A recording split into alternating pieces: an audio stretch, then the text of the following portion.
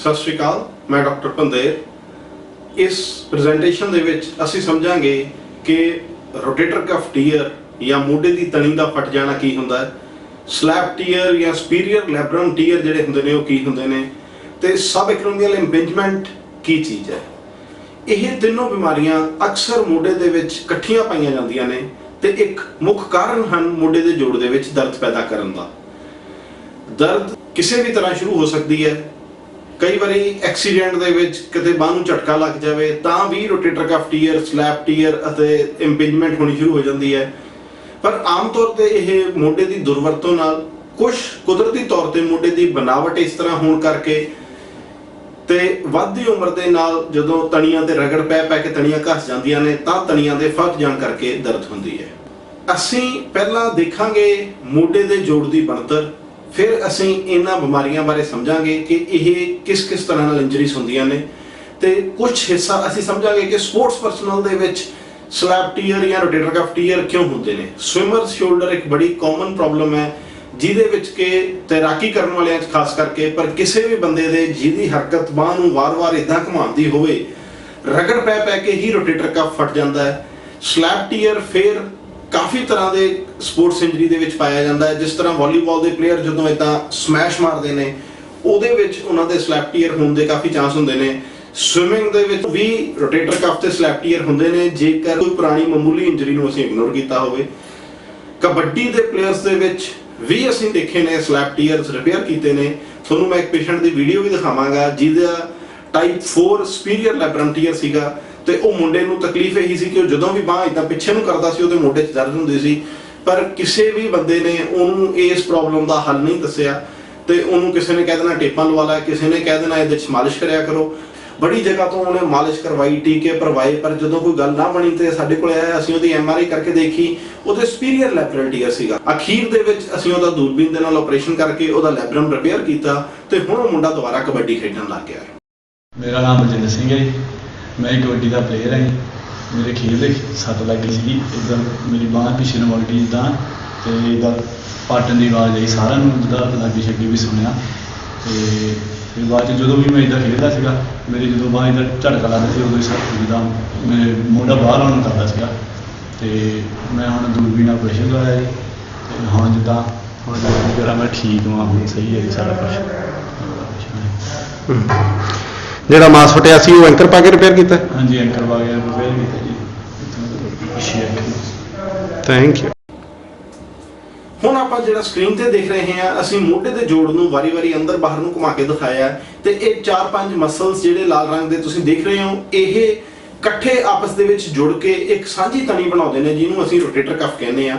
ਇਹਦੇ ਬਾਹਰ ਇੱਕ ਹਰੇ ਰੰਗ ਦਾ ਤੁਸੀਂ ਬਰਸਾ ਦੇਖ ਰਹੇ ਹੋ ਜਿਹੜਾ ਕਿ ਸਬਐਕਰੋਮੀਅਲ ਬਰਸਾਈਟਿਸ ਅਤੇ ਮੋਢੇ ਦੇ ਜੋੜ ਦੀ ਦਰਦ ਦਾ ਇੱਕ ਕਾਰਨ ਬਣਦਾ ਹੈ। ਬਾਂਹ ਦੀ ਉੱਪਰ ਵਾਲੀ ਐਕਰੋਮੀਅਲ ਹੁੰਦੀ ਹੈ, ਇਹ 3 ਤਰ੍ਹਾਂ ਦੀ ਹੁੰਦੀ ਹੈ। ਟਾਈਪ 1 ਸਟ੍ਰੇਟ, टाइप 2 पार्शली मुड़ी हुई, टाइप 3 काफ़ी ज़्यादा थले मुड़ी हुई। जिहड़ी टाइप 1 हड्डी हुंदी है इहदे विच थले सबएक्रोमियल स्पेस दे विच इन्नी जगह हुंदी है कि गोला आराम नाल घूम सकता है, ते इन्हां लोकां दे आम तौर ते घस के रोटेटर कफ टीयर होने दे चांस घट हुंदे ने। टाइप 2 ते टाइप 3 जिहड़ी हड्डी थले नूं मुड़ जांदी है, तुसीं देखिआ कि किवें स्पेस घटण करके वो हड्डी आपस च भिड़दी है। सबएक्रोमियल स्पर जिहड़ी है यह फ्लैट हड्डी दे विच भी कई बारी रगड़ पैण करके चुंझ बन जाती है, जिवें तुसीं स्क्रीन ते देख रहे हो कि वो हड्डी हौली हौली वध गई है। इहनूं सबएक्रोमियल स्पर कहते हैं। ये भी टाइप 2 या टाइप 3 इंपिंजमेंट दे वांगू ही इंपिंजमेंट पैदा कर सकती है।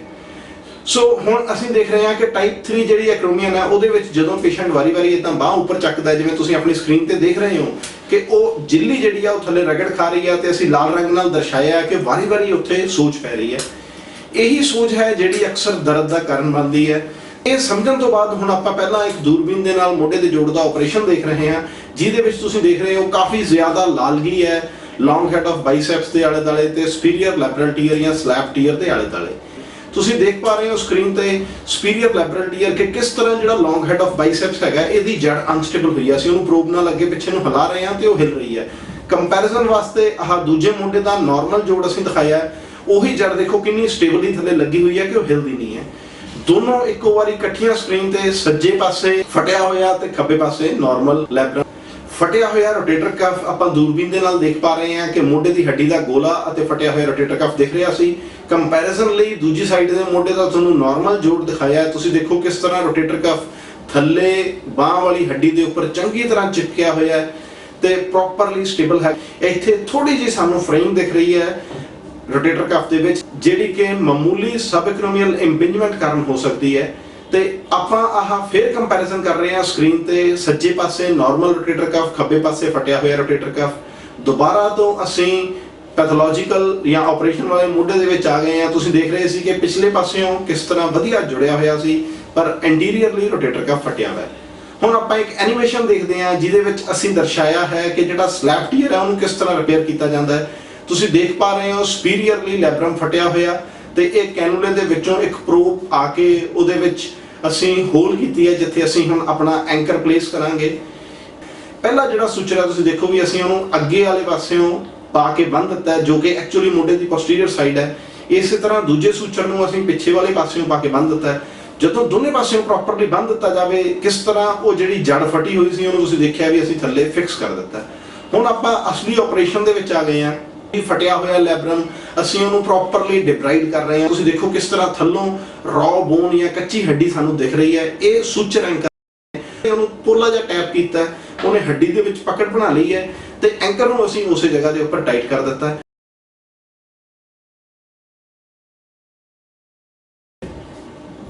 ਤੇ ਇਹ ਸਾਰੀ ਜਿਹੜੀ ਪ੍ਰੋਸੈਸ ਹੈ ਇਹਨੂੰ ਜਿਵੇਂ ਤੁਸੀਂ ਦੇਖਿਆ ਵੀ 15-20 ਮਿੰਟ ਦਾ ਆਪਰੇਸ਼ਨ ਹੈ। ਹੁਣ ਆਪਾਂ ਸਕਰੀਨ ਤੇ ਦੇਖ ਰਹੇ ਹਾਂ ਕੰਪੈਰੀਜ਼ਨ, ਸੱਜੇ ਹੱਥ ਪੁਰਾਣਾ ਫਟਿਆ ਹੋਇਆ ਲੈਬਰਮ ਤੇ ਨੀਚੇ ਉਸੇ ਲੈਬਰਮ ਨੂੰ ਜਦੋਂ ਅਸੀਂ ਰਿਪੇਅਰ ਕਰਤਾ, ਤੁਸੀਂ ਦੇਖਿਆ ਕਿ ਕਿੱਦਾਂ ਅਸੀਂ ਵਾਰੀ-ਵਾਰੀ ਉਹਨੂੰ ਪ੍ਰੋਬ ਨਾਲ ਹਿਲਾਉਣ ਦੀ ਕੋਸ਼ਿਸ਼ ਕਰ ਰਹੇ ਹਾਂ, ਪਰ ਉਹ ਜੜ ਥੱਲੇ ਚੰਗੀ ਤਰ੍ਹਾਂ ਚਿਪਕ ਗਈ ਹੈ। ਹੁਣ ਆਪਾਂ ਆਪਰੇਸ਼ਨ ਦੇ ਤੀਜੇ ਪੜਾਅ ਦੇ ਵਿੱਚ ਆ ਗਏ ਹਾਂ, ਜਿੱਥੇ ਅਸੀਂ ਸਬਐਕਰੋਮੀਅਲ ਇੰਪਿੰਜਮੈਂਟ ਜਾਂ ਜਿਹੜੀ ਆ ਉੱਪਰ ਵਾਲੀ ਹੱਡੀ ਹੈ ਇਹਦੇ ਥੱਲੇ ਨੂੰ ਵਧੀ ਹੋਈ ਚੁੰਝ ਨੂੰ ਰਗੜ ਕੇ ਪਲੇਨ ਕਰਾਂਗੇ ਤੇ ਫਟੇ ਹੋਏ ਰੋਟੇਟਰ ਕਫ ਨੂੰ, ਪਹਿਲਾਂ ਅਸੀਂ ਜਿਹੜੀ ਲੌਂਗ ਹੈਡ ਦੀ ਤਣੀ ਅੰਦਰੋਂ ਫਟੀ ਹੋਈ ਸੀ ਉਹਨੂੰ ਰਿਪੇਅਰ ਕੀਤਾ ਸੀ, ਹੁਣ ਅਸੀਂ ਰੋਟੇਟਰ ਕਫ ਨੂੰ ਰਿਪੇਅਰ ਕਰਾਂਗੇ। ਤੁਸੀਂ ਸਕਰੀਨ ਤੇ ਦੇਖ ਰਹੇ ਹੋ ਕਿ ਕਿਸ ਤਰ੍ਹਾਂ ਜਿਹੜੀ ਉਹ ਵਧੀ ਹੋਈ ਹੱਡੀ ਸੀ ਉਹਦੇ ਆਲੇ ਦੁਆਲੇ ਅਸੀਂ ਹੌਲੀ-ਹੌਲੀ ਕਰਕੇ ਮਾਸ ਨੂੰ ਸਾਫ਼ ਕਰ ਰਹੇ ਹਾਂ, ਤਾਂ ਜੋ ਜਿਹੜੀ ਉਹ ਚੁੰਝ ਸਾਨੂੰ ਅੱਗੇ ਨਹੀਂ ਸੀ ਦਿਖ ਰਹੀ ਉਹ ਹੁਣ ਪ੍ਰੋਮੀਨੈਂਟਲੀ ਸਾਨੂੰ ਦਿਖਣ ਲੱਗੀ ਹੈ, ਜੋ ਕਿ ਮੋਢੇ ਦੀਆਂ ਤਣੀਆਂ ਦੇ ਵਿੱਚ ਵੱਜਦੀ ਸੀਗੀ। ਇਸ ਚੁੰਝ ਨੂੰ ਅਸੀਂ ਹੁਣ ਹੌਲੀ-ਹੌਲੀ ਜਿਹੜੀ ਆਰਥਰੋਸਕੋਪਿਕ ਬਰ ਹੁੰਦੀ ਹੈ ਉਹਦੇ ਨਾਲ ਰਗੜ ਕੇ ਪਲੇਨ ਕਰ ਰਹੇ ਹਾਂ। ਜਿਵੇਂ ਅਸੀਂ ਪਹਿਲਾਂ ਵੀ ਦਿਖਾਇਆ ਹੈ ਕਿ ਇਹ ਜਿਹੜੀ ਹੱਡੀ ਸੀ ਇਹ ਕੋਈ ਇਦਾਂ ਨਹੀਂ ਹੁੰਦਾ ਵੀ ਕੈਂਚੀ ਹੁੰਦੀ ਹੈ ਵੀ ਇੱਕਦਮ ਤਣੀ ਤੇ ਵੱਜੇਗੀ ਕੱਟ ਜਾਏਗੀ, ਉੱਪਰ ਉਹਦੇ ਆਲੇ ਦੁਆਲੇ ਮਾਸ ਦੇ ਨਾਲ ਟਕੀ ਵੀ ਸੀ, ਬਟ ਜਿਹੜੀ ਉਹ ਸਪਰ ਥੱਲੇ ਨੂੰ ਆ ਰਹੀ ਸੀ, ਜੇ ਉਹ ਸਪਰ ਹਰ ਰੋਜ਼ ਪੋਲੀ ਵੀ ਤਣੀ ਦੇ ਉੱਤੇ ਰਗੜ ਪਾਈ ਚੱਲੇਗੀ ਤਾਂ ਤੁਸੀਂ ਸਮਝੋਗੇ ਕਿ ਕਿਸ ਤਰ੍ਹਾਂ ਉਹ ਤਣੀ ਦੇ ਵਿੱਚ ਪਹਿਲਾਂ ਛਾਲਾ ਬਣੇਗਾ, ਤਣੀ ਨਰਮ ਹੋਏਗੀ ਤੇ ਅਲਟੀਮੇਟਲੀ ਤਣੀ ਫਟ ਜਾਏਗੀ।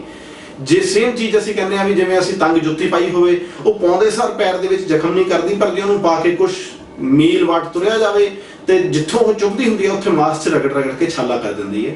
ਉਹੀ ਮੈਕੈਨਿਜ਼ਮ ਹੁੰਦੀ ਹੈ ਇਹਦੀ ਸਬਐਕਰੋਮੀਅਲ ਇੰਪਿੰਜਮੈਂਟ ਦੀ, ਕਿ ਜਿਹੜੀ ਉਹ ਹੱਡੀ ਦੀ ਚੁੰਝ ਤੁਸੀਂ ਵਧੀ ਹੋਈ ਦੇਖੀ ਹੈ ਉਹ ਤਣੀ ਦੇ ਵਿੱਚ ਹਰ ਮੂਵਮੈਂਟ ਦੇ ਨਾਲ ਖੁੱਬਦੀ ਰਹਿੰਦੀ ਹੈ। ਤੇ ਆਮ ਤੌਰ ਤੇ ਜਿਹੜੇ ਲੋਕਾਂ ਦੀ ਇਹ ਹੱਡੀ ਇਦਾਂ ਵਧੀ ਹੁੰਦੀ ਹੈ ਉਹਨਾਂ ਨੂੰ 40-45 ਸਾਲ ਦੀ ਉਮਰ ਦੇ ਵਿੱਚ ਕਾਫੀ ਦਰਦ ਪੈਦਾ ਕਰ ਦਿੰਦੀ ਹੈ ਮੋਢੇ ਦੇ ਵਿੱਚ। ਹੁਣ ਅਸੀਂ ਰੋਟੇਟਰ ਕਫ ਨੂੰ ਰਿਪੇਅਰ ਕਰਾਂਗੇ। ਉਹਦੇ ਲਈ ਬਰਸੈਕਟਮੀ, ਆ ਜਿਹੜਾ ਤੁਸੀਂ ਚਿੱਟਾ ਤੇ ਲਾਲ ਰੰਗ ਦਾ ਟਿਸ਼ੂ ਦੇਖ ਰਹੇ ਹੋ ਜਿਹਨੂੰ ਅਸੀਂ ਕੌਟਰੀ ਨਾਲ ਤੇ ਸ਼ੇਵਰ ਨਾਲ ਵਾਰੀ-ਵਾਰੀ ਸਾਫ਼ ਕਰ ਰਹੇ ਹਾਂ, ਇਹ ਸਾਰਾ ਉਹੀ ਬਰਸਾ ਹੈ ਜਿਹੜਾ ਅਸੀਂ ਹਰੇ ਰੰਗ ਦਾ ਬਰਸਾ ਸ਼ੁਰੂ ਦੇ ਵਿੱਚ ਮੋਢੇ ਦੇ ਜੋੜ ਦੇ ਵਿੱਚ ਐਨੀਮੇਸ਼ਨ 'ਚ ਦੇਖਿਆ ਸੀਗਾ। ਇਹ ਬਰਸੇ ਨੂੰ ਸਾਫ਼ ਕਰਨਾ ਬਹੁਤ ਜ਼ਰੂਰੀ ਹੁੰਦਾ ਹੈ। ਤੇ ਹੁਣ ਅਸੀਂ ਗ੍ਰੇਟਰ ਟਿਬਰੋਸਟੀ ਹੈ ਜਿਹੜੀ ਆ ਬਾਂਹ ਵਾਲੀ ਹੱਡੀ ਜਿੱਥੇ ਉਹ ਤਣੀ ਲੱਗਣੀ ਹੈ ਉਹਨੂੰ ਕੱਚਾ ਕਰ ਰਹੇ ਹਾਂ। ਤੁਸੀਂ ਦੇਖੋ ਕਿਸ ਤਰ੍ਹਾਂ ਰਿੰਗ ਕਿਊਰਟ ਦੇ ਨਾਲ ਉਹਦੇ ਉੱਪਰੋਂ ਜਿਹੜਾ ਮਾਸ ਚਿਪਕਿਆ ਹੋਇਆ ਉਹਨੂੰ ਛਿੱਲ ਕੇ ਸਾਫ਼ ਕੀਤਾ ਜਾ ਰਿਹਾ। ਫਿਰ ਉਹੀ ਵਜ੍ਹਾ ਕਿ ਜਿਹੜੀ ਤਣੀ ਨੂੰ ਅਸੀਂ ਥੱਲੇ ਰਿਪੇਅਰ ਕਰਨਾ ਹੈ ਉਹਦੇ ਥੱਲੇ ਜੁੜਨ ਲਈ ਬਹੁਤ ਜ਼ਰੂਰੀ ਹੈ ਕਿ ਥੱਲੇ ਕੱਚੀ ਹੱਡੀ ਹੋਵੇ ਜਿਹਦੇ ਵਿੱਚੋਂ ਖੂਨ ਤੱਕ ਸਿਮਦਾ ਹੋਵੇ। ਤੇ ਰਿਪੀਟਡ ਸ਼ੇਵਰ ਬਲੇਡਸ ਤੇ ਕਿਊਰਟ ਦੇ ਨਾਲ ਸਾਫ਼ ਕਰਨ ਤੋਂ ਬਾਅਦ ਅਸੀਂ ਆਪਣਾ ਜਿਹੜਾ ਟਾਰਗੇਟ ਸੀ ਉਹ ਅਚੀਵ ਕਰ ਲਿਆ। ਤੁਸੀਂ ਦੇਖ ਰਹੇ ਹੋ ਕਿ ਅਸੀਂ ਬਲੀਡਿੰਗ ਬੋਨ ਹੈ ਉਹ ਜਨਰੇਟ ਕਰ ਦਿੱਤੀ ਹੈ ਤੇ ਇਹੀ ਜ਼ਰੂਰੀ ਹੈ, ਇਹੀ ਅਸੀਂ ਚਾਹੁੰਦੇ ਸੀਗੇ ਕਿ ਥੱਲੋਂ ਰॉ ਬੋਨ ਨਿਕਲ ਆਵੇ ਤੇ ਬੜੀ ਪ੍ਰੀਸਾਈਜ਼ਲੀ ਕੱਢੀ ਜਾਂਦੀ ਹੈ। ਦੇਖੋ ਤੁਸੀਂ ਟਿਬਰੋਸਟੀ ਨੂੰ ਅਸੀਂ ਬਿਲਕੁਲ ਨੁਕਸਾਨ ਨਹੀਂ ਪਹੁੰਚਾਇਆ, ਉੱਪਰੋਂ ਬੋਝ ਕੇ ਜਿਹੜਾ ਸੀ ਟਿਸ਼ੂ ਛਿੱਲਿਆ। ਹੁਣ ਆਪਾਂ ਐਨੀਮੇਸ਼ਨ ਦੇਖ ਰਹੇ ਹਾਂ ਜਿਹਦੇ ਵਿੱਚ ਤੁਹਾਨੂੰ ਉਹੀ ਫਟਿਆ ਹੋਇਆ ਰੋਟੇਟਰ ਕਫ ਦਿਖਾਇਆ ਗਿਆ ਹੈ ਤੇ ਜਿਹੜੇ ਲਾਲ ਰੰਗ ਦੇ ਸਪੌਟ ਨੇ ਇਹ ਟਿਬਰੋਸਟੀ ਹੈ ਜਿਹਨੂੰ ਅਸੀਂ ਪਹਿਲਾਂ ਵੀ ਦੇਖਿਆ ਵੀ ਅਸੀਂ ਕੱਚੀ ਕਰ ਲਿਆ। ਸੋ ਇੱਥੇ ਫਿਰ ਉਹ ਕੱਚੀ ਹੋਈ ਟਿਬਰੋਸਟੀ ਨੂੰ ਦਰਸਾਇਆ ਗਿਆ। ਕੈਨੂਲਸ ਦੇ ਥਰੂ ਅਸੀਂ ਮੋਢੇ ਦੇ ਜੋੜ ਦੇ ਅੰਦਰ ਪਹੁੰਚ ਗਏ ਹਾਂ ਤੇ ਆ ਜਿਹੜਾ ਪੰਚ ਆ ਰਿਹਾ ਹੈ ਇਹ ਪੰਚ ਦੇ ਨਾਲ ਅਸੀਂ ਡਿਜ਼ਾਇਰਡ ਪੁਆਇੰਟ ਤੇ ਜਿੱਥੇ ਅਸੀਂ ਐਂਕਰ ਪਾਉਣੇ ਨੇ ਉੱਥੇ ਪੰਚ ਹੋਲਸ ਕਰਦੇ ਹਾਂ। ਐਨੀਮੇਸ਼ਨ ਦੇ ਵਿੱਚ ਅਸੀਂ ਪੰਚ ਹੋਲਸ ਤੋਂ ਬਾਅਦ ਇੱਥੇ ਇਹ ਐਂਕਰ ਪਲੇਸ ਕਰ ਰਹੇ ਹਾਂ। ਇਸ ਐਂਕਰ ਦੇ ਵਿੱਚੋਂ ਫਿਰ ਉਸੇ ਤਰ੍ਹਾਂ ਦੋ ਤਰ੍ਹਾਂ ਦੇ ਧਾਗੇ ਨਿਕਲਣਗੇ, ਇੱਕ ਨੀਲੇ ਰੰਗ ਦੇ ਵਿੱਚ ਹੋਏਗਾ, ਇੱਕ ਚਿੱਟੇ ਰੰਗ ਦੇ ਵਿੱਚ ਹੋਏਗਾ। ਦੂਜਾ ਐਂਕਰ ਫਿਰ ਉਸੇ ਪੰਚ ਦੇ ਨਾਲ ਹੋਲ ਕਰਕੇ ਅਸੀਂ ਪਲੇਸ ਕਰ ਲਿਆ। ਦੋਨੇ ਐਂਕਰ ਪਲੇਸ ਕਰਨ ਤੋਂ ਬਾਅਦ ਅਸੀਂ ਇੱਕ ਐਂਕਰ ਦਾ ਚਿੱਟੇ ਰੰਗ ਦਾ ਧਾਗਾ ਤੇ ਇੱਕ ਐਂਕਰ ਦਾ ਨੀਲੇ ਰੰਗ ਦਾ ਧਾਗਾ ਰੋਟੇਟਰ ਕਫ ਦੇ ਵਿੱਚੋਂ ਪਾਸ ਕਰਕੇ ਇਹ ਦੋਨੋਂ ਧਾਗਿਆਂ ਨੂੰ ਜਦੋਂ ਖਿੱਚਦੇ ਹਾਂ ਤੇ ਰੋਟੇਟਰ ਕਫ ਆਪਣੇ ਆਪ ਆਪਣੀ ਜਗ੍ਹਾ ਦੇ ਉੱਪਰ ਆ ਜਾਂਦਾ ਹੈ। ਇਸ ਤੋਂ ਬਾਅਦ ਇਹਦੀ ਨੋਟ ਲਗਾ ਦਿੱਤੀ ਜਾਂਦੀ।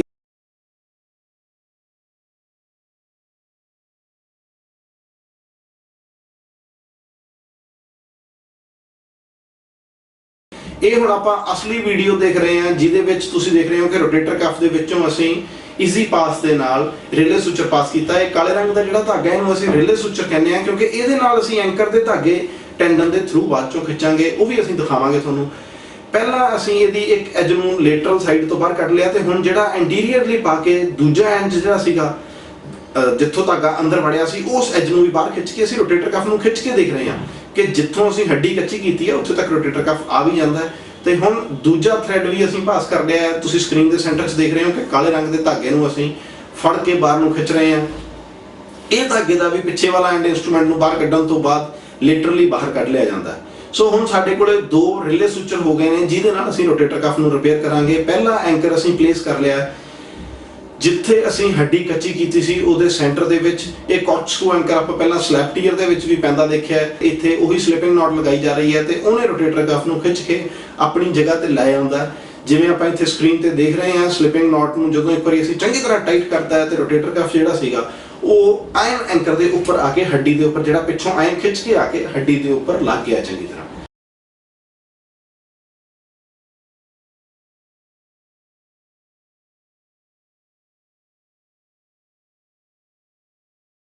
ਹੁਣ ਅਸੀਂ ਸੈਕੰਡ ਐਂਕਰ ਨੂੰ ਪਲੇਸ ਕਰਦੇ ਹੋਏ ਦੇਖ ਰਹੇ ਹਾਂ। ਇਹ ਐਂਕਰ ਪਲੇਸ ਕਰ ਦਿੱਤਾ ਗਿਆ ਹੈ, ਜਿਹਦੇ ਨਾਲ ਹੁਣ ਅਸੀਂ ਰਿਲੇ ਕਰ ਰਹੇ ਹਾਂ। ਦੇਖੋ ਕਾਲੇ ਰੰਗ ਦੇ ਨਾਲ ਤੁਸੀਂ ਦੇਖਿਆ ਚਿੱਟੇ ਰੰਗ ਦੇ ਧਾਗੇ ਨੂੰ ਅਸੀਂ ਬੰਨਿਆ ਹੋਇਆ ਹੈ, ਤੇ ਆ ਚਿੱਟੇ ਰੰਗ ਦਾ ਧਾਗਾ ਰੋਟੇਟਰ ਕਫ ਦੇ ਵਿੱਚੋਂ ਅਸੀਂ ਦੁਬਾਰਾ ਬਾਹਰ ਕੱਢ ਲਿਆ। ਦੋਨੋਂ ਧਾਗਿਆਂ ਨੂੰ ਅਸੀਂ ਇੱਕ ਕੈਨੂਲੇ ਦੇ ਵਿੱਚੋਂ ਬਾਹਰ ਕੱਢ ਰਹੇ ਹਾਂ, ਕਿਉਂਕਿ ਜਦੋਂ ਅਸੀਂ ਗੰਢ ਮਾਰਨੀ ਹੈ ਤੇ ਸਾਨੂੰ ਥ੍ਰੈਡ ਜਿਹੜੇ ਨੇ ਉਹ ਕੈਨੂਲੇ ਦੇ ਵਿੱਚੋਂ ਕੱਢਣੇ ਜ਼ਰੂਰੀ ਨੇ, ਉਹਦੇ ਨਾਲ ਵਿੱਚ ਸੌਫਟ ਟਿਸ਼ੂ ਫਸਣ ਦਾ ਰਿਸਕ ਘਟ ਜਾਂਦਾ ਹੈ। ਤੇ ਇੱਥੇ ਅਸੀਂ ਉਹੀ ਸਲਿਪਿੰਗ ਨੋਟਸ ਲਗਾ ਕੇ ਦੂਜੀ ਸਾਈਡ ਜਿਹੜੀ ਸੀਗੀ ਰੋਟੇਟਰ ਕਫ ਦੀ, ਉਹਨੂੰ ਵੀ ਥੱਲੇ ਹੱਡੀ ਦੇ ਨਾਲ ਚੰਗੀ ਤਰ੍ਹਾਂ ਜੋੜ ਕੇ ਬੰਨ੍ਹ ਦਿੱਤਾ ਹੈ। ਇਹ ਅਸੀਂ ਆਪਰੇਸ਼ਨ ਦੇਖਿਆ ਹੈ, ਜਿਹਦੇ ਵਿੱਚ ਅਸੀਂ ਦੇਖਿਆ ਹੈ ਕਿ ਰੋਟੇਟਰ ਕਫ ਜਿਹੜਾ ਫਟ ਜਾਂਦਾ ਹੈ ਮੋਢੇ ਦੇ ਵਿੱਚ, ਉਹਦੀ ਰਿਪੇਅਰ ਕਿਸ ਤਰ੍ਹਾਂ ਹੁੰਦੀ ਹੈ। ਇਸ ਤੋਂ ਬਾਅਦ ਅਸੀਂ ਜੋੜ ਦਾ ਹੁਣ ਅੰਦਰ ਜਾ ਕੇ ਨਿਰੀਖਣ ਕਰਾਂਗੇ ਕਿ ਅੰਦਰੋਂ ਜੋੜ ਜਿਹੜਾ ਰੋਟੇਟਰ ਕਫ ਸਾਨੂੰ ਪਹਿਲਾਂ ਫਟਿਆ ਹੋਇਆ ਦਿਖ ਰਿਹਾ ਸੀ, ਉਹਦੇ ਵਿੱਚ ਹੁਣ ਇੱਕ ਵਾਟਰ ਸੀਲ ਰਿਪੇਅਰ ਹੋ ਗਈ ਹੈ। ਅਤੇ ਹੁਣ ਆਪਾਂ ਕੰਪੈਰੀਜ਼ਨ ਕਰ ਰਹੇ ਹਾਂ। ਸਕਰੀਨ ਦੇ ਸੱਜੇ ਪਾਸੇ ਆਪਰੇਸ਼ਨ ਦੇ ਸ਼ੁਰੂਆਤ ਦੇ ਵਿੱਚ ਫਟਿਆ ਹੋਇਆ ਰੋਟੇਟਰ ਕਫ, ਤੇ ਥੱਲੇ ਵਾਲੇ ਪਾਸੇ ਰਿਪੇਅਰ ਕਰਨ ਤੋਂ ਬਾਅਦ ਇਹ ਸ਼ੇਵਰ ਬਲੇਡ ਦੇ ਨਾਲ ਅਸੀਂ ਜਿਹੜਾ ਕੋਈ ਮਾੜਾ ਮੋਟਾ ਲੂਜ਼ ਟੈਗ ਸਾਨੂੰ ਲੱਗਦਾ ਰੋਟੇਟਰ ਕਫ ਦਾ ਕਿਤੇ, ਉਹਨੂੰ ਵੀ ਅਸੀਂ ਸਾਫ਼ ਕਰ ਦਿੰਦੇ ਹਾਂ, ਤਾਂ ਜੋ ਉਹਦੇ ਵਿੱਚ ਲੇਟਰ ਸਟੇਜ ਤੇ ਸਾਈਨੋਵਾਈਟਿਸ ਹੋ ਕੇ ਵੀ ਮੋਢੇ ਦੇ ਜੋੜ ਦੀ ਦਰਦ ਨਾ ਹੋਵੇ। ਜਦੋਂ ਅਸੀਂ ਇਹਨੂੰ ਪ੍ਰੋਪਰਲੀ ਸਾਫ਼ ਕਰ ਲਿਆ ਤੇ ਅਸੀਂ ਇਹਦੇ ਵਿੱਚ ਫਾਈਨਲੀ ਇੱਕ ਐਪੀਡਰਲ ਕੈਥੇਟਰ ਜਾਂ ਪੋਸਟ ਆਪਰੇਟਿਵ ਐਨਰਜੀਜ਼ੀਆ ਲਈ ਇੱਕ ਕੈਥੇਟਰ ਪਾ ਦਿੰਦੇ ਆ, ਜਿਹਦੇ ਵਿੱਚੋਂ ਅਸੀਂ ਜ਼ਾਈਲੋਕੇਨ ਜਾਂ ਸੈਂਸਰਕੇਨ ਲੇਟਰ ਸਟੇਜ ਤੇ ਦੇ ਸਕਦੇ ਹਾਂ, ਤਾਂ ਜੋ ਪੇਸ਼ੈਂਟ ਨੂੰ ਆਪਰੇਸ਼ਨ ਤੋਂ ਬਾਅਦ ਬਿਲਕੁਲ ਦਰਦ ਨਾ ਹੋਵੇ। ਇਹ ਸਾਡਾ ਆਪਰੇਸ਼ਨ ਇੱਥੇ ਕੰਕਲੂਡ ਹੋ ਜਾਂਦਾ ਹੈ। ਤੇ ਹੁਣ ਇਹ ਦੂਰਬੀਨ ਦੇ ਨਾਲ ਮੋਢੇ ਦੇ ਜੋੜ ਦਾ ਆਪਰੇਸ਼ਨ ਦੇਖਣ ਤੋਂ ਬਾਅਦ ਆਪਾਂ ਪੇਸ਼ੈਂਟਸ ਦੇ ਨਾਲ ਉਹਨਾਂ ਦਾ ਤਜਰਬਾ ਸਾਂਝਾ ਕਰਦੇ ਹਾਂ। ਹਰ ਪੇਸ਼ੈਂਟ ਦੀ ਕਹਾਣੀ ਗੌਰ ਨਾਲ ਸੁਣਿਓ। ਇੱਕੋ ਇੱਕ ਤਕਲੀਫ ਹੁੰਦੀ ਹੈ ਕਿ ਡਾਕਟਰ ਸਾਹਿਬ ਦਿਨ ਦੇ ਲੰਘ ਜਾਂਦਾ, ਰਾਤ ਨਹੀਂ ਲੰਘਦੀ, ਕਿਉਂਕਿ ਰੋਟੇਟਰ ਕਫ ਟੀਅਰ ਦੀ ਦਰਦ, ਸਲੈਪ ਟੀਅਰ ਦੀ ਦਰਦ ਰਾਤ ਨੂੰ ਬਹੁਤ ਤੰਗ ਕਰਦੀ ਹੈ। ਪੇਸ਼ੈਂਟ ਅਕਸਰ ਕਹਿੰਦੇ ਨੇ ਕਿ ਜੀ ਸਾਨੂੰ ਲੋਕ ਦੇਖ ਕੇ ਕਹਿੰਦੇ ਜੀ ਇਹ ਚੰਗਾ ਭਲਾ ਹੈ, ਦਿਨੇ ਤਾਂ ਸਾਰਾ ਕੰਮ ਕਰੀ ਜਾਂਦਾ ਹੈ, ਪਰ ਰਾਤ ਨੂੰ ਸਾਨੂੰ ਪਤਾ ਵੀ ਅਸੀਂ ਕੀ ਕੀ ਕਰਦੇ ਹਾਂ। ਕੋਈ ਕਹਿੰਦਾ ਜੀ ਅਸੀਂ ਬੈਠੇ ਮੋਢੇ ਘੁੱਟੀ ਜਾਂਦੇ ਹਾਂ, ਕੋਈ ਕਹਿੰਦਾ ਮੈਂ ਸਾਰੀ ਰਾਤ ਸੋਫੇ ਤੇ ਟੇਢਾ ਹੋ ਕੇ ਪਿਆ ਰਹਿਣਾ, ਕੋਈ ਕਹਿੰਦਾ ਜੀ ਮੈਂ ਬਾਂਹ ਹਿਲਾਣੀ ਹੁੰਦੀ ਤੇ ਇਦਾਂ ਫੜ ਕੇ ਮੈਨੂੰ ਇੱਧਰ ਨੂੰ ਰੱਖਣੀ ਪੈਂਦੀ, ਆਪਣੇ ਆਪ ਮੈਥੋਂ ਬਾਂਹ ਨਹੀਂ ਰਾਤ ਨੂੰ ਹਿਲਾ ਹੁੰਦੀ। ਸੋ ਬਹੁਤ ਹੀ ਦਰਦ ਹੁੰਦੀ ਹੈ ਰਾਤ ਨੂੰ। ਵਜ੍ਹਾ ਇਹੀ ਕਿ ਜਦੋਂ ਬਾਂਹ ਟਿਕੀ ਰਹਿੰਦੀ ਹੈ ਤੇ ਸਾਈਨੋਵਾਈਟਿਸ ਦੇ ਵਿੱਚ ਸੋਜ ਭਰ ਜਾਂਦੀ ਹੈ। ਮੇਰੇ ਮੋਢੇ ਦਰਦ ਹੁੰਦੀ ਸੀ ਤੇ ਬਾਂਹ ਮੇਰੀ ਅੱਗੇ ਪਿੱਛੇ ਨਹੀਂ ਮੁੜਦੀ। ਆਪਰੇਸ਼ਨ ਕਰਾਇਆ ਦੂਰਬੀਨ ਨਾਲ, 3 ਟਾਂਕੇ ਲੱਗੇ। ਕੋਈ ਤਕਲੀਫ ਨਹੀਂ ਮੈਨੂੰ, ਮੇਰੀ ਬਾਂਹ ਅੱਗੇ ਪਿੱਛੇ ਜਾਂਦੀ ਹੈ। ਕਿੱਥੇ ਤੱਕ ਜਾਂਦੀ ਸੀ ਪਿੱਛੇ ਨੂੰ? ਥੋੜੀ ਜਾਂਦੀ ਸੀ। ਅੱਗੇ ਨੂੰ ਕਿੱਦਾਂ ਕਰਿਆ ਦਰਦ ਹੁੰਦੀ ਸੀ? ਅੱਗੇ ਨੂੰ ਥੋੜੀ ਹੁੰਦੀ, ਪਿੱਛੇ ਨੂੰ ਬਹੁਤ ਦਰਦ ਕਰਦੀ। ਹਾਂ, ਪਿੱਛੇ ਨੂੰ ਮੁੜਦੀ। ਐ ਪਿੱਛੇ ਪਿੱਠ ਤੇ ਹੱਥ ਨਹੀਂ ਜਾਂਦਾ। ਹਾਂਜੀ। ਹੁਣ ਦਿਖਾਓ ਬਾਂਹ ਉੱਪਰ ਨੂੰ ਐ ਚੱਕ ਕੇ ਦਿਖਾਓ ਇੱਕ ਵਾਰ, ਪੂਰੀ ਲੱਗੀ ਜਾਂਦੀ। ਠੀਕ ਹੈ, ਪਰ ਨੂੰ ਮੂੰਹ ਕਰਕੇ ਪਿੱਛੇ ਪਿੱਠ ਤੇ ਲਾ ਕੇ ਦਿਖਾਓ। ਮੇਰੇ ਮੋਢੇ ਦੇ ਆਇਸ ਤੋਂ ਦੇਖ ਕੇ ਸੱਟ ਲੱਗ ਗਏ ਸੀ। ਹਾਂਜੀ। ਉਸ ਤੋਂ ਬਾਅਦ ਉੱਥੇ ਐਕਸਰੇ ਕਰਾਇਆ, ਉਹ ਕਹਿੰਦੇ ਮਾਸ ਫਟ ਆਇਆ। ਅੱਛਾ। ਕਦੇ ਕਹਤਾ ਕਰੈਕ ਹੋਇਆ। ਅੱਛਾ। ਕਿੱਥੇ? ਕੈਨੇਡਾ 'ਚ। ਅੱਛਾ। ਉਹਨਾਂ ਡਾਕਟਰਾਂ ਨੇ ਆਪਣਾ 1 ਸਾਲ ਦਵਾਈ ਦਾਰੂ ਕੀਤਾ। ਅੱਛਾ। ਵਿੱਚ ਮੈਂ ਆ ਕੇ ਇੰਡੀਆ ਤੋਂ ਵੀ ਇਲਾਜ ਕਰਾਇਆ। ਅੱਛਾ। ਇਹਨਾਂ ਨੇ ਦਵਾਈ ਦੇ ਕੇ ਮੋੜਤਾ। ਅੱਛਾ। ਕਹਿੰਦੇ ਠੀਕ ਹੋ ਜਾਊਗਾ। ਠੀਕ। ਇਹਨੂੰ ਠੀਕ ਹੋਇਆ, ਫਿਰ ਮੈਂ ਉੱਥੇ ਐਕਸਰਸਾਈਜ਼ਾਂ ਕਰਦੇ ਜਾ ਕੇ ਕੈਨੇਡਾ 'ਚ।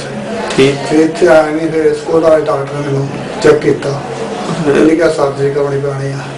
ਬਿਨਾਂ ਦੂਰਬੀਨ ਨਾਲ ਪ੍ਰੈਸ਼ਰ ਹੋਇਆ ਮੇਰਾ ਬਹੁਤ ਵਧੀਆ ਠੀਕ ਤੇ ਇਸ ਟਾਈਮ ਐਨ ਸਹੀ ਆ ਸਾਰਾ ਤਕਰੀਬਨ ਹਰ ਪਾਸੇ ਬਾਂਹ ਮੁੜਦੀ ਮੇਰੀ ਚੱਕ ਕੇ ਦਿਖਾ ਕਰਕੇ ਠੀਕ ਹੈ ਠੀਕ ਹੈ ਮੇਰੇ ਮੋਢੇ 'ਚ ਦਰਦ ਹੁੰਦੀ ਸੀ ਤੇ ਮੈਂ 3-4 ਜਗ੍ਹਾ ਤੋਂ ਦਵਾਈ ਖਾਧੀ ਸੀ ਕਿਤੋਂ ਫਰਕ ਨਹੀਂ ਸੀ ਪਿਆ ਨੀਂਦ ਨਹੀਂ ਸੀ ਆਉਂਦੀ ਦਰਦ ਹੁੰਦੀ ਸੀ ਹਾਂਜੀ। ਕਿਹੜੀ ਜਗ੍ਹਾ ਤੇ ਮੋਢੇ ਅੱਛਾ ਜੀ ਹੁਣ ਆਪਰੇਸ਼ਨ ਕਰਵਾ ਕੇ ਬਿਲਕੁਲ ਠੀਕ ਹੋ ਗਈ ਤੇ ਮਤਲਬ ਸੌਣ ਵੀ ਲੱਗ ਗਈ ਹੁਣ ਕੋਈ ਦਰਦ ਨਹੀਂ ਹੁੰਦੀ ਨਹੀਂ ਜੀ ਹਾਂਜੀ ਇਹਦਾ ਪਹਿਲਾਂ 7 ਵਜੇ ਸੀ ਡਿੱਗ ਪਈ ਸੀ ਨਾ ਉਹਦੇ ਨਾਲ ਮੇਰੇ ਮਾਸ ਪਾੜ ਗਿਆ ਸੀਗਾ ਪਹਿਲਾਂ ਮੈਂ 2-3 ਥਾਈਂ ਦਿਖਾ ਲਈ ਸੀ ਕਿ ਨਹੀਂ ਠੀਕ ਹੋਈ ਸੀ ਹੱਡੀਆਂ ਦੇ ਵਿੱਚ ਟੀਕੇ ਵੀ ਲੱਗਦੇ ਰਹੇ ਸੀਗੇ ਤੇ ਨਹੀਂ ਸੀ ਬਹੁਤ ਜ਼ਿਆਦਾ ਦਰਦ ਪਈ ਹੁੰਦੀ ਸੀ ਨਾ ਦਿਨ ਸੌਣਾ ਨਾ ਰਾਤ ਸੌਣਾ ਲੈ ਕੱਪੜੇ ਪਾਉਣ ਵਿੱਚ ਵੀ ਪ੍ਰੋਬਲਮ ਆਉਂਦੀ ਸੀਗੀ ਚੰਗਾ ਨਹੀਂ ਸੀ ਪਾ ਸਕਦੀ ਚੁੰਨੀ ਵੀ ਨਹੀਂ ਸੀ ਲੈ ਸਕਦੀ ਸਿਰ ਤੇ ਇਹ ਸੱਚ ਦੇਣਾ ਠੀਕ ਹੈ ਇਹ ਨਹੀਂ ਮੈਨੂੰ ਤਕਲੀਫ ਸੀ ਜਿੱਥੇ ਮੈਂ ਆਈ ਤੇ ਇਹਨਾਂ ਨੇ ਮਾਸ ਜਿੱਦਾਂ ਸਿੱਧਾ ਸੀਗਾ ਇੱਕ ਹਟਾਉਣਾ ਇੱਕ ਬਾਂਹ ਇੱਕ ਤਾਂ ਚੱਕ ਲੈਣੀ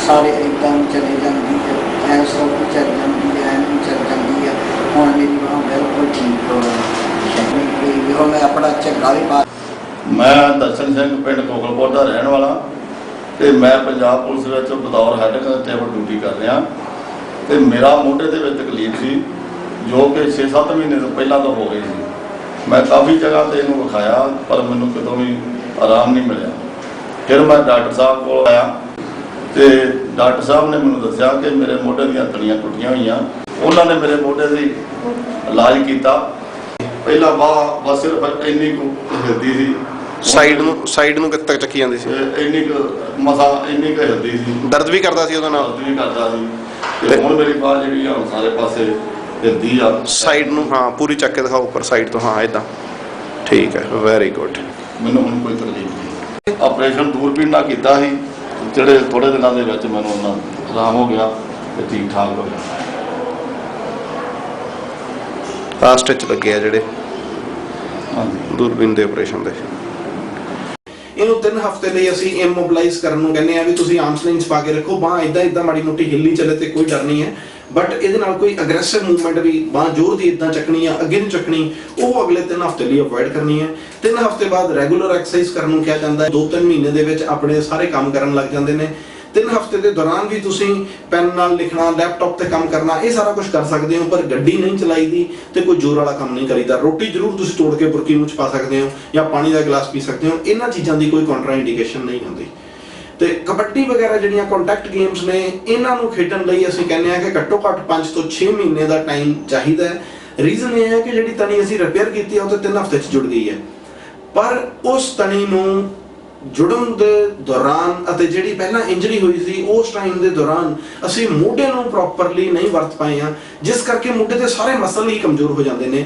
ਤੇ 2-3 ਮਹੀਨੇ ਅਸੀਂ ਕਹਿੰਦੇ ਆ ਵੀ ਪਹਿਲਾਂ ਦੱਬ ਕੇ ਐਕਸਰਸਾਈਜ਼ ਕਰੋ ਮਸਲ ਸਾਰੇ ਤਕੜੇ ਕਰੋ ਕਿਉਂਕਿ ਜੇ ਅਸੀਂ ਕਮਜ਼ੋਰ ਮਸਲਸ ਨਾਲ ਖੇਡਾਂਗੇ ਤੇ ਇਹ ਤਣੀ ਇੰਜਰ ਨਹੀਂ ਵੀ ਹੋਏਗੀ ਅਸੀਂ ਕਿਸੇ ਹੋਰ ਤਣੀ ਦੇ ਵਿੱਚ ਇੰਜਰੀ ਕਰ ਸਕਦੇ ਹਾਂ ਸੋ ਇੰਜਰੀ ਪ੍ਰੀਵੈਂਸ਼ਨ ਜਿਹੜੀ ਹੈ ਉਹ ਵੀ ਬਹੁਤ ਇੰਪੋਰਟੈਂਟ ਹੈ ਇਸ ਲਈ ਮਸਲਸ ਨੂੰ ਪ੍ਰੋਪਰ ਰੀਹੈਬਿਲਿਟੇਸ਼ਨ ਟਾਈਮ ਦੇਣਾ ਬਹੁਤ ਜ਼ਰੂਰੀ ਹੈ ਇਹ ਸੀ ਸਾਡੀ ਇੱਕ ਪ੍ਰੈਜੈਂਟੇਸ਼ਨ ਜਿਹਦੇ ਵਿੱਚ ਅਸੀਂ ਰੋਟੇਟਰ cough tier superior lateral tier ਅਤੇ ਸਬਐਕਰੋਮੀਅਲ ਇੰਪਿੰਜਮੈਂਟ ਦੇ ਉੱਪਰ ਕੁਝ ਰੋਸ਼ਨੀ ਪਾਉਣ ਦੀ ਕੋਸ਼ਿਸ਼ ਕੀਤੀ ਹੈ ਤਾਂ ਜੋ ਆਮ ਜਨਤਾ ਦੇ ਵਿੱਚ ਜਾਗਰੂਕਤਾ ਆ ਸਕੇ ਮੋਢੇ ਦੇ ਜੋੜ ਦੀਆਂ ਤਕਲੀਫਾਂ ਬਾਰੇ ਅਤੇ ਉਹਨਾਂ ਦੇ ਵੱਖ-ਵੱਖ ਇਲਾਜਾਂ ਬਾਰੇ ਉਮੀਦ ਕਰਦੇ ਹਾਂ ਅਸੀਂ ਆਪਣੇ ਇਸ ਉਪਰਾਲੇ ਦੇ ਵਿੱਚ ਕਾਮਯਾਬ ਹੋਏ ਹਾਂ ਆਪਣਾ ਕੀਮਤੀ ਸਮਾਂ ਕੱਢ ਕੇ ਇਹ ਵੀਡੀਓ ਦੇਖਣ ਲਈ ਮੈਂ ਤੁਹਾਡਾ ਧੰਨਵਾਦੀ ਹਾਂ ਧੰਨਵਾਦ